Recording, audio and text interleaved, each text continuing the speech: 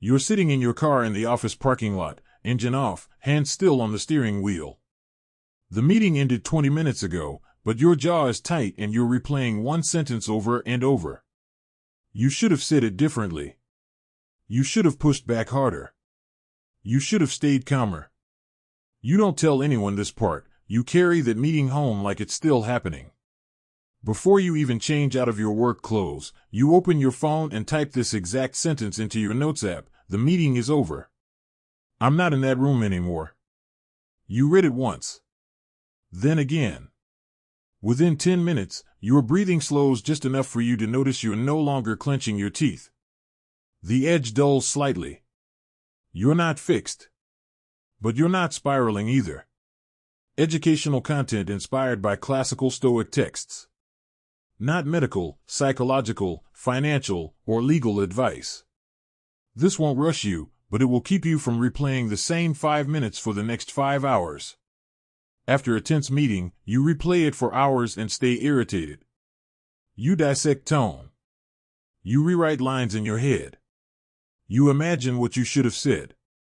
And while your body is technically home, your nervous system is still at the conference table.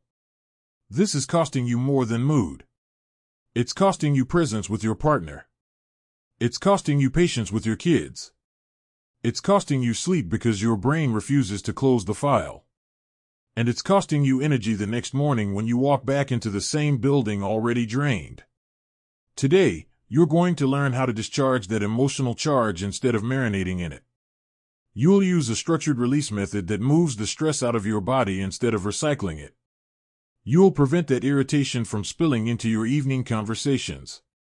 And you'll return to calm faster, so your night and your sleep don't become collateral damage. If these lessons are helping you stay steady in high-pressure moments, subscribe so you can keep building emotional control that actually works under stress. Subscribe for practical Stoic-based tools that strengthen your emotional control week after week. First, you'll understand why your brain refuses to let the meeting go even when it's over. Next, you'll learn a structured release method that physically discharges the tension instead of just analyzing it. Then, you'll practice a boundary between review and rumination so your mind doesn't hijack your evening.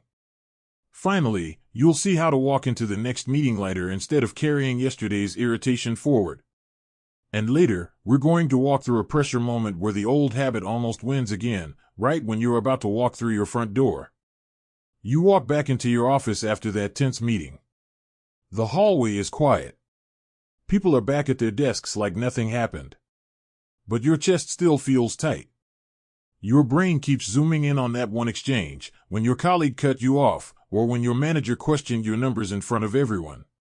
You sit down, open your laptop, and instead of working, you replay it. Here's the first shift. Before you analyze anything, you say this out loud, quietly but clearly: charge first. Story later. That's the microscript. Charge first. Story later. Why it works is simple. Right now, you think you're thinking. But your body is still reacting. Your heart rate is slightly elevated. Your shoulders are tight. Your jaw is clenched. The story feels urgent, but it's being fueled by adrenaline that hasn't been discharged. If you try to reason while your nervous system is still lit up, you don't get clarity. You get escalated. So instead of arguing with the meeting in your head, you stand up. You close your office door if you can. Or you walk to the restroom. Or outside to the parking lot. Then you do this. Inhale for 4. Hold for 4. Exhale slowly for 8. Do it 5 times. No affirmations. No analysis. Just longer exhales than inhales. This works because extended exhales signal safety to your nervous system. You're not telling yourself to calm down. You're showing your body that the threat is over. Let's make it practical. Picture a North American workplace, mid-sized company, open floor plan, fluorescent lights. You've just left a meeting where your proposal was challenged. You felt interrupted. Maybe slightly disrespected. You smiled through it, but inside you were simmering. Now you're back at your desk. Slack is lighting up. Emails are stacking. Your brain wants to replay that moment while pretending to work. Instead of typing passive-aggressive drafts you'll never send, you whisper, "Charge first. Story later." You walk to the stairwell. You do 5 slow breath cycles. You feel slightly ridiculous at first. Then on the 3rd exhale, your shoulders drop a little. On the 4th, your forehead softens. On the 5th, you notice the meeting feels a few inches farther away. Not gone. But not inside your skin anymore. Tiny action for today. After your next tense interaction, meeting, phone call, even a difficult email, do 5 long exhales before you open your mouth or keyboard again. 5. Not 50. Not a meditation session. Just 5. Slow practice moment. Right now, wherever you are, inhale for 4. Hold for 4. Exhale for 8. Notice the difference between short, sharp breathing and slow, extended breathing. The first keeps the meeting alive. The second tells your body it's over. This is not about suppressing anger. It's about separating physiological charge from cognitive review. Because here's the truth, you may need to review what happened. Maybe you do want to follow up. Maybe you want to clarify a point or send a recap email. But if you skip the discharge phase, your follow-up will be loaded. And loaded communication rarely lands clean. When you handle the charge first, the story becomes clearer. What felt like humiliation might reveal itself as a misunderstanding. What felt like disrespect might shrink into poor timing. And if it truly was disrespect, you'll address it from steadiness instead of retaliation. This matters later. Because if you don't learn to discharge the charge, you'll carry it home. And when your partner asks how your day was, you won't just describe it, you'll relive it. Your tone will sharpen. Your patience will thin. The meeting will leak into dinner. Right now, you're building the first wall against that spillover. Charge first. Story later. It's small. It's simple. But it's the difference between replaying a meeting all evening and closing the emotional tab before you leave the building. You're halfway home, driving through traffic, and it hits you again. The line they used. The tone. The way a couple of people avoided eye contact when it got tense. You grip the steering wheel a little tighter and think, "I can't believe I didn't say anything." That's the mistake. You assume the only way to resolve the irritation is to replay it until you find the perfect response. But rumination is not preparation. It's reactivation. Here's what usually happens. You tell yourself you're reviewing the meeting. You frame it as growth, learning, improvement. But the review isn't structured. It's circular. The same 5 seconds on repeat. The same imagined comeback. The same emotional spike. So instead of clarity, you're just reopening the wound. Here's the correction. Create a boundary between review and rumination using a timer. The rule is this: 10 minutes. On paper. Then stop. That's the script. 10 minutes. On paper. Then stop. Why it works is straightforward. Your brain needs closure. If you try to shut the meeting down completely, it resists. It keeps bringing it back because it thinks it's unfinished business. But if you give it a container, 10 minutes, written, structured, you satisfy the need for review without feeding the spiral. This is not venting. It's a structured debrief. Here's how it looks. You get home. Before you step fully into your evening, you sit down at the kitchen counter with a notebook. You set a 10-minute timer on your phone. Then you answer 3 prompts. What actually happened? What did I feel? What would I do differently next time? That's it. No character attacks. No dramatic rewriting. Just facts, feelings, forward adjustment. In a North American workplace setting, maybe the facts are, I presented the numbers. Mark interrupted twice. The VP asked if we had considered a different vendor. The feelings, embarrassed. Defensive. Slightly angry. The adjustment: next time, I'll bring a one-page summary and ask to finish before questions. Notice what's missing. There's no mental courtroom. No jury. No inner monologue screaming about respect. Just a plan. Here's the key: when the timer goes off, you close the notebook. You don't reopen it. You don't keep adding to it. You physically shut it. That physical act signals completion. Tiny action for today: after your next difficult interaction, set a literal 10-minute timer and write your debrief using those 3 prompts. When the timer ends, stand up. Change rooms. Transition. Pattern interrupt. Right now, ask yourself, am I reviewing or reliving? There's a difference. Reviewing produces clarity and next steps. Reliving produces more emotion. And here's something important. Many people secretly believe that staying irritated proves they care. That holding onto anger shows standards. That if they let it go too quickly, it means they're weak. That belief keeps the fire burning long after the meeting ends. But strength is not measured by how long you can stay activated. It's measured by how quickly you can return to the center. You're not dismissing what happened. You're preventing it from colonizing your evening. Why this matters later is simple. If you don't learn to close emotional loops, they stack. Monday's meeting lingers into Tuesdays. Tuesday's tension compounds Wednesdays. By Thursday, you're not reacting to one comment, you're reacting to 4 days of accumulated charge. That's when your tone shifts unexpectedly. That's when small feedback feels like a personal attack. That's when you snap at someone who wasn't even in the original meeting. 10 minutes. On paper. Then stop. It's a discipline.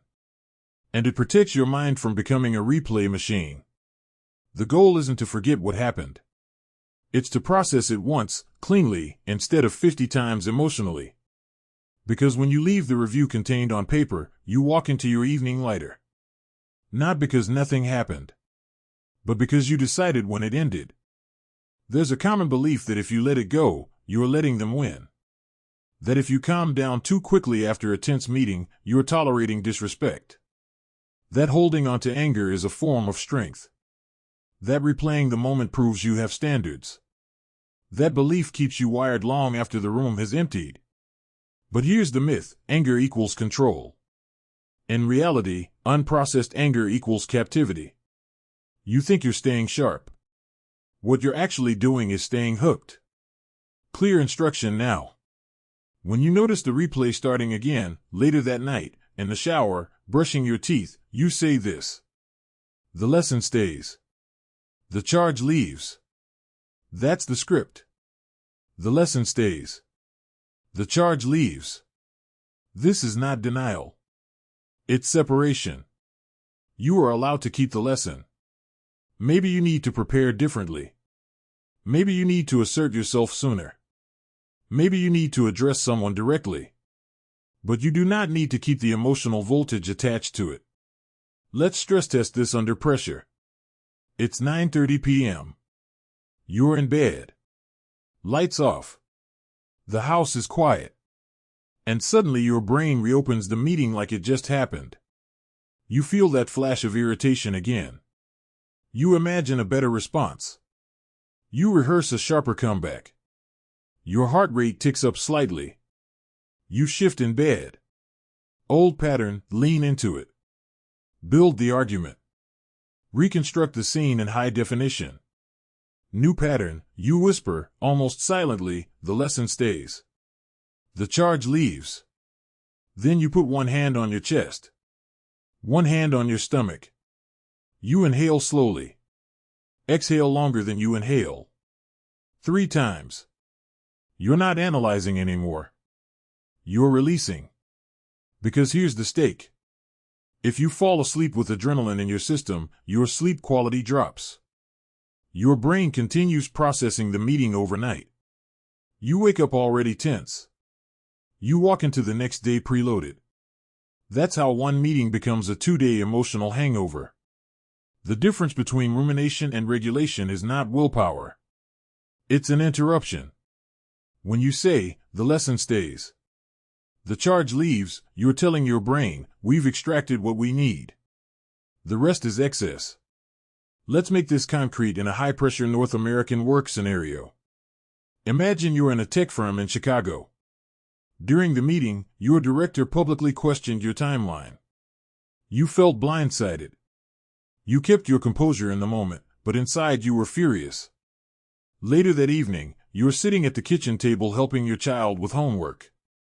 They ask a simple question. Your response is shorter than usual. Irritated. Not because of them, but because the meeting is still alive in you. You notice it.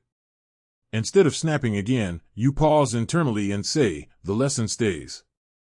The charge leaves. You inhale. Exhale slowly. Your shoulders drop a fraction. You soften your tone in the next sentence. The meeting does not get to hijack this moment. Slow practice moment. Right now, think of a recent meeting or tense exchange. Notice what your body does when you recall it.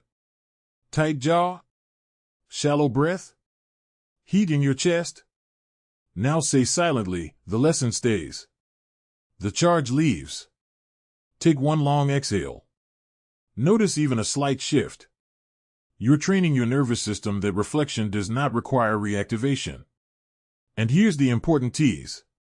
Later, we're going to walk through the exact moment when you're about to walk through your front door after a rough day, and the old version of you almost carries the meeting inside again. But before that, understand this.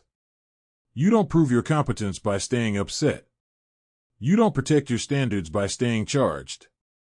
You don't prepare better by replaying worse. You prepare better by extracting the lesson cleanly. And then you close the emotional tab. Because the real strength isn't in winning the meeting in your head. It's in not letting it own your evening. You're sitting in your car again. Different day. Different meetings. Same tightness in your chest. This one was worse. Your presentation got cut short. A colleague made a subtle comment that landed as a jab. You held it together in the room. You nodded. You stayed professional. But as soon as the meeting ended, your body lit up. Now you're in the parking lot, staring through the windshield, and you can feel the old pattern rising. Replay it. Fix it in your head. Draft the email. Reconstruct the argument. Your hand even reaches for your phone. This is the moment where the old reaction almost wins. You open your notes app out of habit, ready to start typing a defensive follow-up.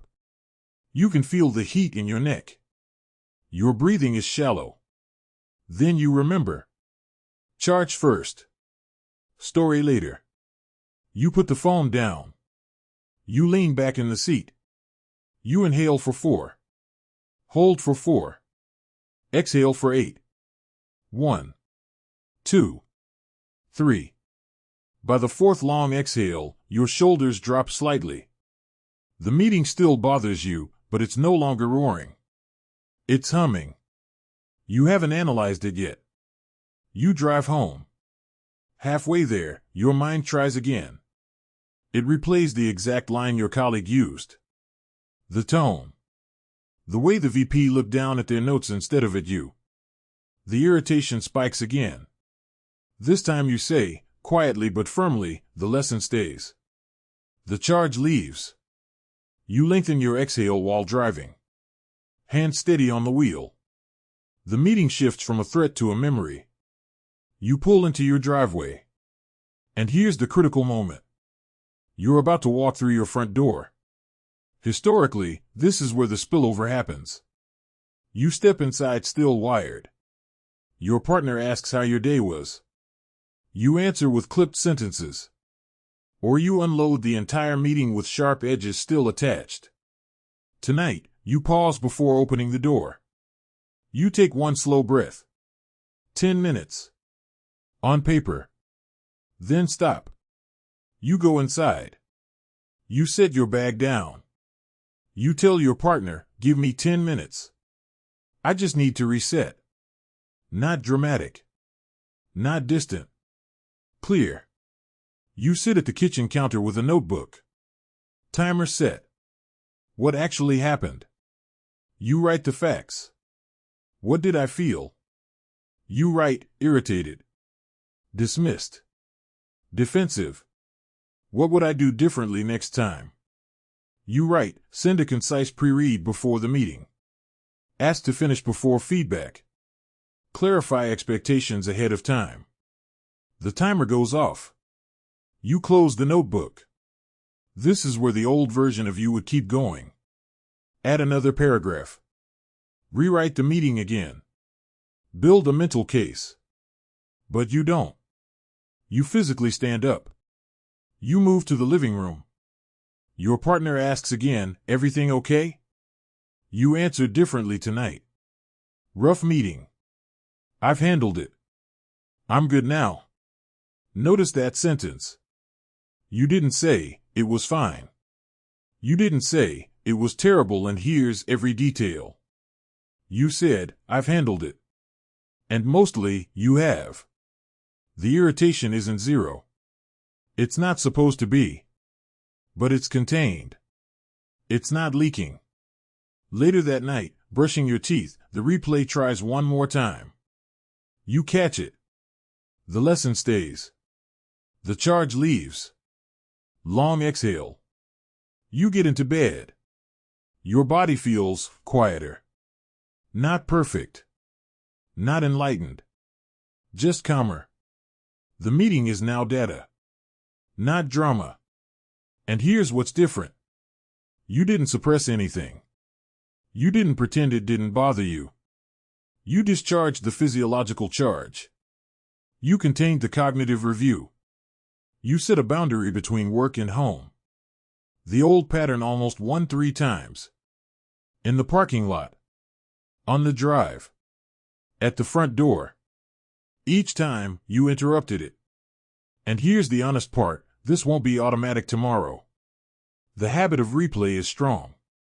Your brain is wired to search for threat and error. But tonight, something shifted. The meeting ended when the meeting ended. Not 5 hours later. Not at midnight. Not in tomorrow's shower. You extracted the lesson. You released the charge. And your evening stayed yours. That's an improvement. Not perfection. Just more control than yesterday. When a meeting ends, the event is over. But your reaction can keep going for hours. That's the difference between reacting and responding. Reacting keeps you mentally trapped inside a room you already left. Responding lets you step out with your dignity intact. Reacting is scattered and emotional. Responding is intentional and contained. This entire lesson has been about shortening the emotional half-life of irritation. Not eliminating stress.